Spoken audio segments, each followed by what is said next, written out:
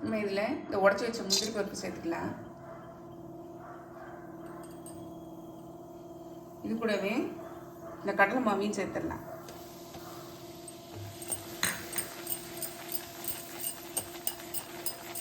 நல்லா வந்து சிம்மில் வச்சு இது பண்ணிக்கோங்க, நுரைச்சி நல்லா வறுபடணும். இதில் நுரைச்சி வருது பார்த்தீங்களா?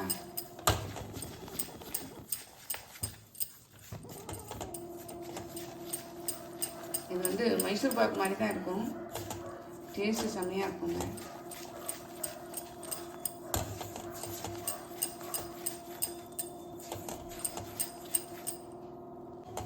நல்ல மாவும் வறுபட்டுருச்சு,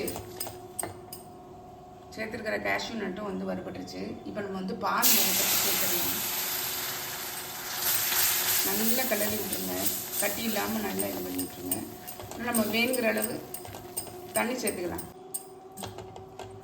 தண்ணி வந்து வேணுங்கிற அளவு சேர்த்து சிம்லி ஏற்பட்ட அடுப்பு கட்டி இல்லாமல் நல்லா கரைச்சி விட்ருங்க.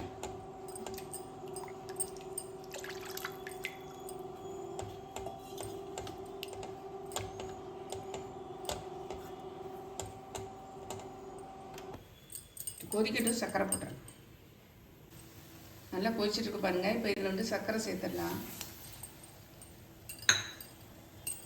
சர்க்கரை சேர்த்து நல்லா வந்து மெல்ட் ஆகி திரும்ப கொதிச்சு திக்காகட்டும், காமிக்கிறேன் நான்.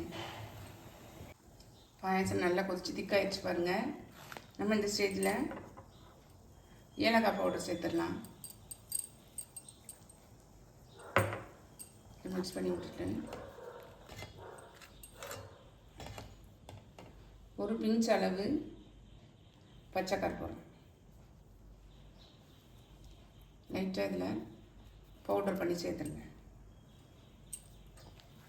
அவ்வளோதான். இப்போ நம்மளுடைய கடலை மாவு பாயாசம் சூப்பராக ரெடி ஆயிடுச்சு.